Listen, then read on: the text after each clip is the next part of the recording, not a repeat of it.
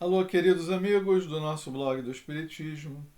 Hoje queremos falar com vocês a respeito de uma lição da obra Pão Nosso, né, do Emmanuel com Chico Xavier, em que ele fala, uma obra de 1950, é interessante ver o contexto, mais palestras, mais no sentido de mal, ruim, pernicioso, inútil, cruel, falso, mentiroso, leviano, irresponsável, nocivo.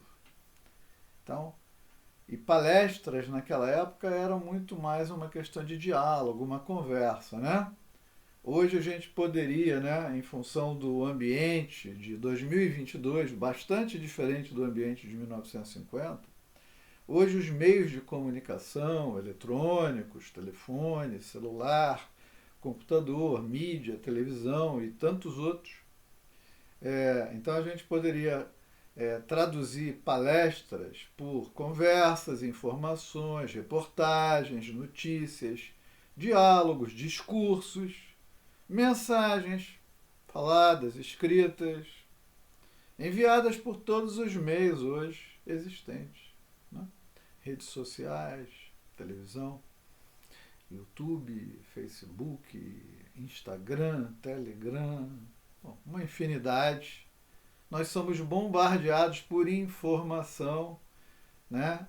E o Emmanuel intitula mais palestras, quer dizer, uma má qualidade de informação, né? De comunicação.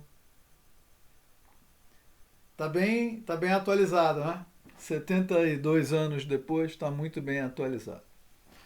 Então, ele, a partir de uma passagem evangélica que está contida na primeira epístola de Paulo aos Coríntios, que Paulo diz: não vos enganeis, as más conversações corrompem os bons costumes. Olha que coisa interessante.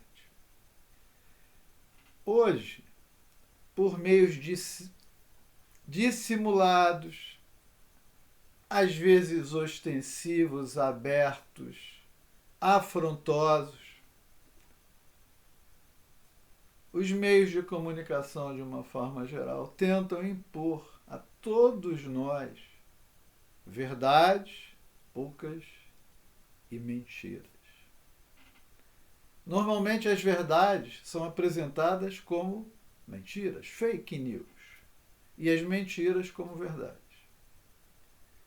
Então, você às vezes está assistindo uma partida de vôlei, uma partida de futebol.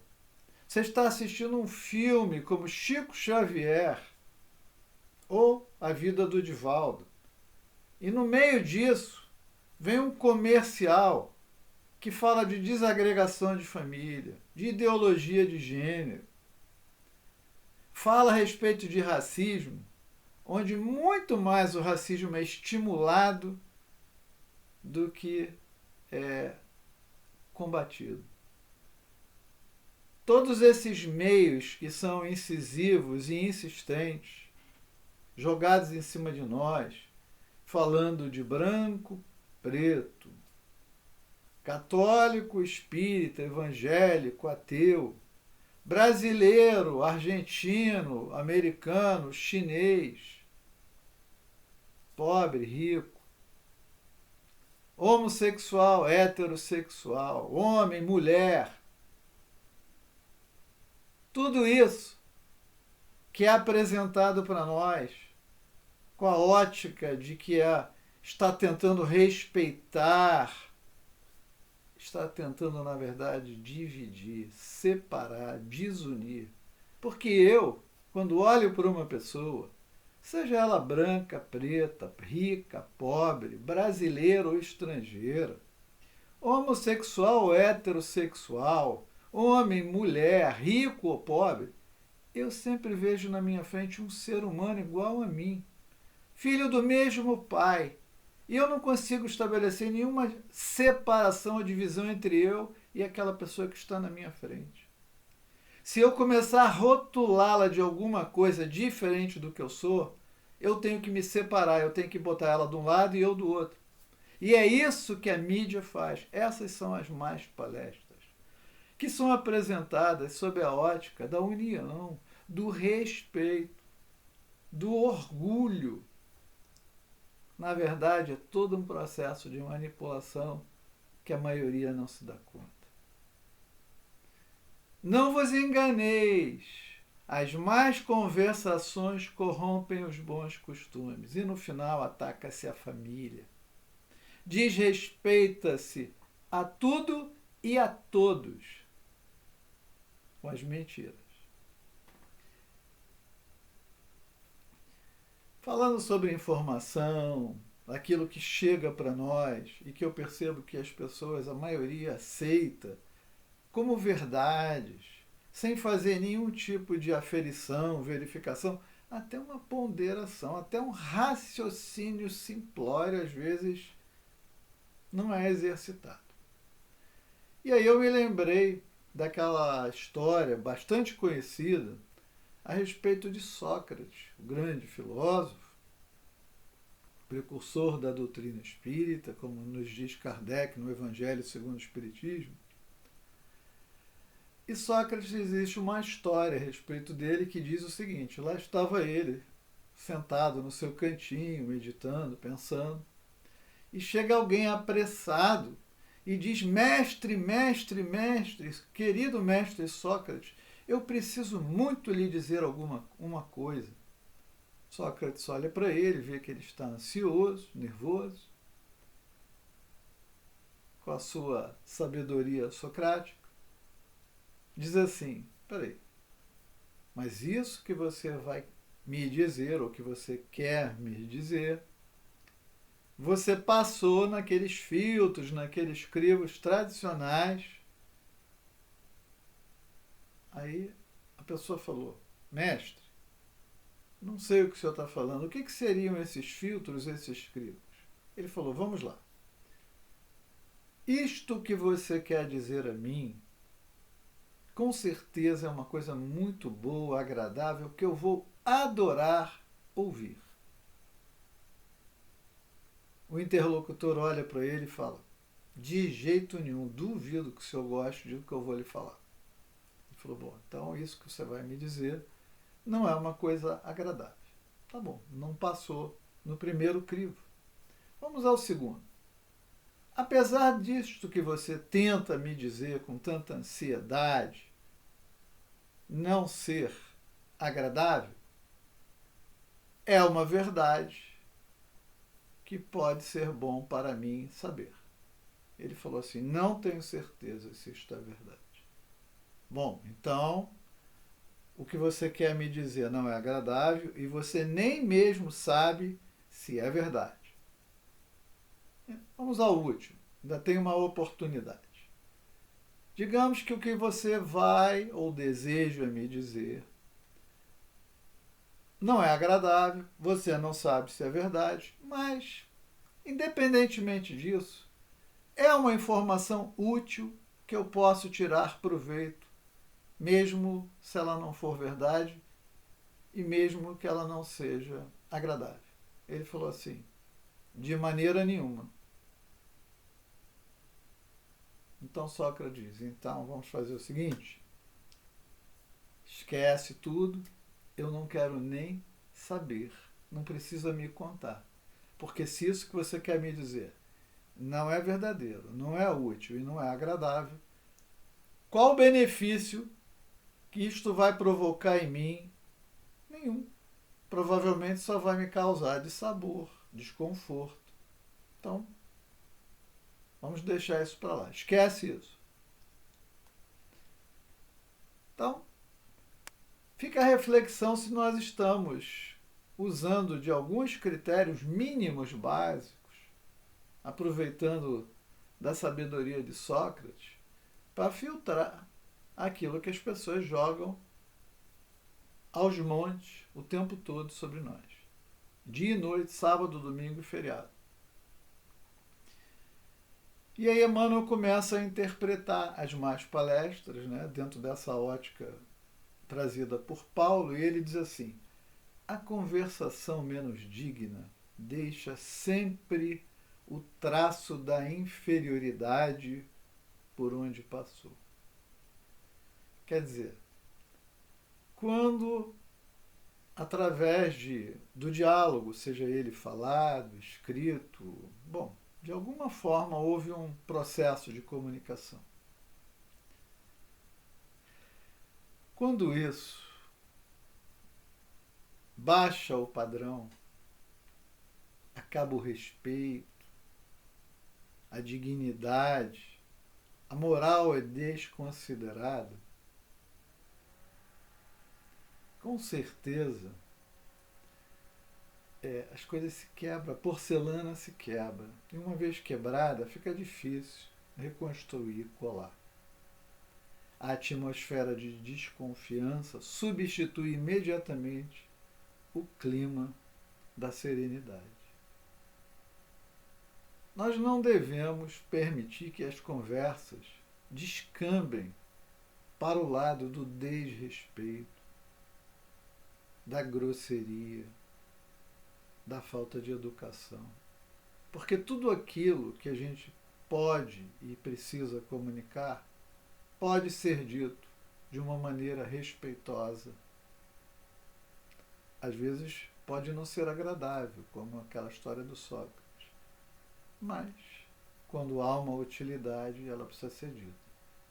O momento em que vai ser dito, as condições e tom de voz, expressão corporal, podem ajudar ou prejudicar todo o processo da comunicação. Isso eu falo quando nós entendemos que somos responsáveis pelo que produzimos e as nossas palavras. Né? Jesus dizia, né, que a boca fala daquilo que o coração está cheio. Então, quando nós temos o nosso coração cheio de amor, de flores, de perfumes, a nossa boca exala tudo isso. Ao contrário, quando o nosso coração está repleto de dor, de entulho, de lixo, de pedras, em algum momento elas vão ser despejadas, ou o lixo vai sair através da nossa boca. E aí já não é mais perfume. Então precisamos pensar. Às vezes a gente não pode evitar o que o outro vai dizer. Até quando o outro diz o que não deve, de maneira imprópria, mal educada, desrespeitosa, nós ainda temos a oportunidade de refletir, porque se conhecemos aquela pessoa, às vezes há longo tempo, e ela nunca foi daquela maneira, talvez a gente deva, né? Ou com certeza devemos dar a ela o benefício da tolerância, dizer, será que ela não teve um dia diferente, difícil? Será que ela não está vivenciando um problema ou uma dor e que ela acabou se expressando mal por força disso, que na verdade ela nem tinha essa intenção? Nós precisamos pensar sobre essas coisas. E Emmanuel continua dizendo assim, né, quando a conversa vai para o tom errado, o conteúdo equivocado, ele diz assim, a partir daí o veneno de investigações doentias espalha-se com rapidez. Por quê? Porque a partir do momento que a coisa quebra, que o respeito acaba, tudo que vem a partir dali vem com desconfiança. A gente não acredita, quer verificar, vai perguntar, vai conferir. Às vezes nem se dá esse trabalho, mas diz logo que é mentira, ou finge que acreditou. E aí Emmanuel diz, depois da conversação indigna, há sempre menos sinceridade e menor expressão de força fraterna. Quer dizer, a relação está prejudicada. Em seu berço ignominioso, nascem os fantasmas da calúnia, que escorregam por entre criaturas santamente intencionadas, tentando a destruição de lares honestos. Quer dizer, às vezes a pessoa, por loucura, por ingratidão, por paixão, por inveja, por ciúmes, simplesmente por maldade, levanta uma suspeita sobre alguém, um marido, uma mulher, e aquilo, tal como um veneno, vai se espalhando ali e acaba às vezes destruindo uma relação de felicidade, de alegria, obviamente, que cabia lá aos parceiros, aos cônjuges, saber tratar isso com sabedoria. Mas às vezes a coisa é tão sutilmente preparada, de modo ardiloso, às vezes com a conivência de outros próximos, familiares, e a coisa se destrói. Isso já é um comentário meu, eu percebo que isso acontece não apenas entre a vida de um casal, mas em instituições, empresas, casa espírita. Aconteceu na casa espírita. Quem leu esta obra tão simples, mas tão verdadeira, mostra como é que o processo de intriga, que envolve também o outro plano, que a gente nunca deve esquecer, que também atua. Basta lembrar o Livro dos Espíritos, na questão 459, né? O quanto os espíritos se interferem na nossa vida. Muito mais do que imaginais, muitas vezes vos dirigem. Então, todos esses ardis, às vezes, também contam, ou frequentemente contam, com a cooperação espiritual da espiritualidade inferior, que se aproveita da invigilância, da fraqueza, da nossa própria imperfeição. E aí, Emmanuel diz, surgem as preocupações inferiores que espiam de longe, enegrecendo atitudes respeitáveis. Quer dizer, aí você fica sob a ótica da suspeita, tudo que se faz fica ali, as pessoas com um pé na frente e outro atrás, e ali é onde havia interesse, sinceridade, vontade,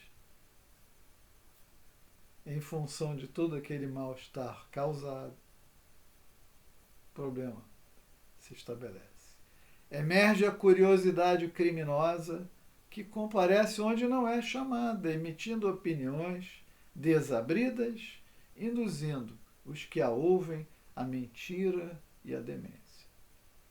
Isso acontece no plano individual, acontece no plano coletivo, porque a mídia hoje dá uma mensagem que atinge milhares, milhões de pessoas simultaneamente. E, às vezes, até mundialmente, espalha-se uma verdade ou uma mentira. E a multidão, sem refletir, aceita passivamente. Cegos conduzindo cegos caem todos no abismo, já dizia Jesus. A má conversação, diz Emmanuel, corrompe os pensamentos mais dignos. Você se aproximou para conversar algo sério, bom, aquilo toma um caminho completamente equivocado.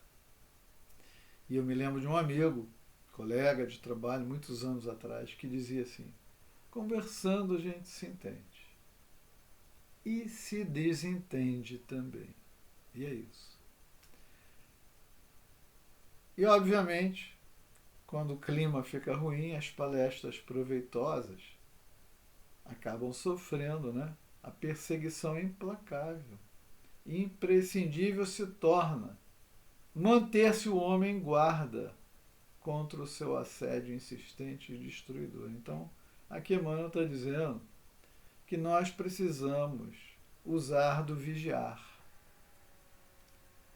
Essa história de aceitar tudo que todo mundo diz sem verificar, principalmente quando existem interesses materiais, financeiros, interesses de poder. A gente vê isso na mídia. Pessoas apoiam as outras não porque aquelas pessoas representem algo bom para a sociedade, para a comunidade.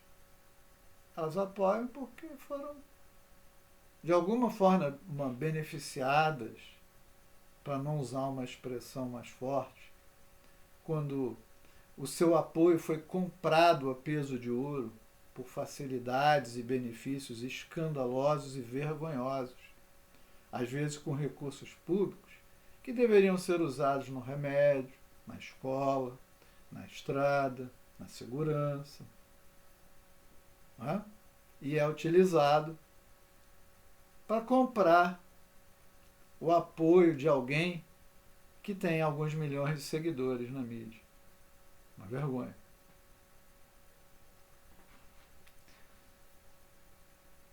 E Emmanuel diz assim: quando o coração se entregou a Jesus, é muito fácil controlar os assuntos e eliminar as palavras aviltantes. E é verdade.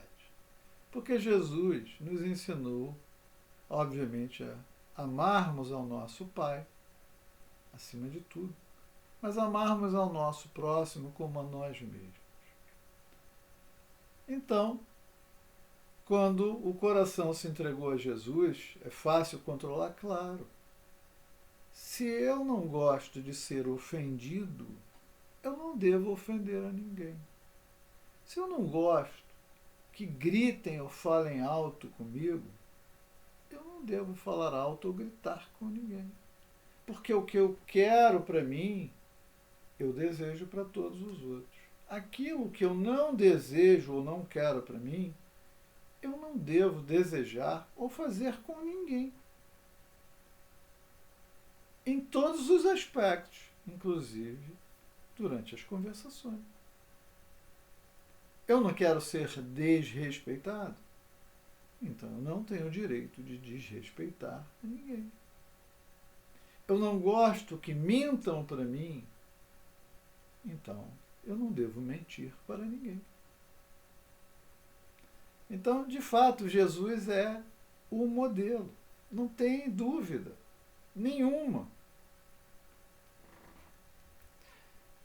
E Emmanuel, para fechar esse tema, ele diz assim: examina sempre as sugestões verbais que te cercam no caminho diário. Faz igual Sócrates. Cuidado com o que estão te falando. Não aceita de imediato. Pensa, para, reflete. Vê se é razoável.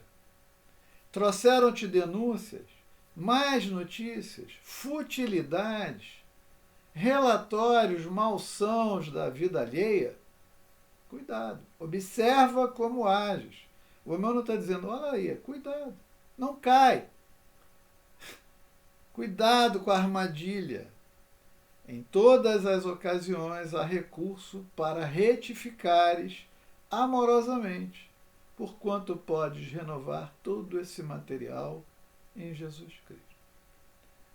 E quando a gente fala de Jesus, a gente sempre lembra, né, da pergunta feita por Allan Kardec aos espíritos superiores.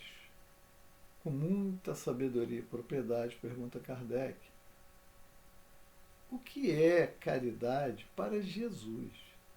Porque nós podemos ter distintas visões do que poderia ser considerado caridade. E os espíritos superiores nos informam que para Jesus, caridade é benevolência para com todos. Benevolência no trato, no pensamento, no falar, no sentir, no agir. Benevolência para com todos. Todos são todos. Não exclui ninguém. Todos são merecedores de benevolência. Então, como o tema é conversa, palestra, comunicação, também aí se inclui benevolência. também formam os espíritos superiores que, para Jesus, além de benevolência para com todos, caridade seria indulgência para com as imperfeições alheias, que nós devemos usá-la em todos os nossos processos de comunicação. E, finalmente, quando às vezes a coisa passa do ponto e o equívoco, o erro, o problema, a ofensa acontece, perdão das ofensas. Benevolência para com todos, indulgência para com as imperfeições alheias, perdão das ofensas. Ao fazer isso, usando esse parâmetro da caridade, que aliás é o lema da nossa doutrina, fora da caridade não há salvação, com certeza nós vamos ter sabedoria no nosso falar, no nosso sentir, no nosso agir. E teremos os filtros para identificar aquilo que vem de fora para cá, o que é verdadeiro, o que é falso, o que é útil, o que é inútil, o que é lixo, o que é precioso e deve ser guardado. Repensemos toda a nossa maneira de comunicar. Comunicando nos termos de Jesus, como Emmanuel propõe. Muita paz.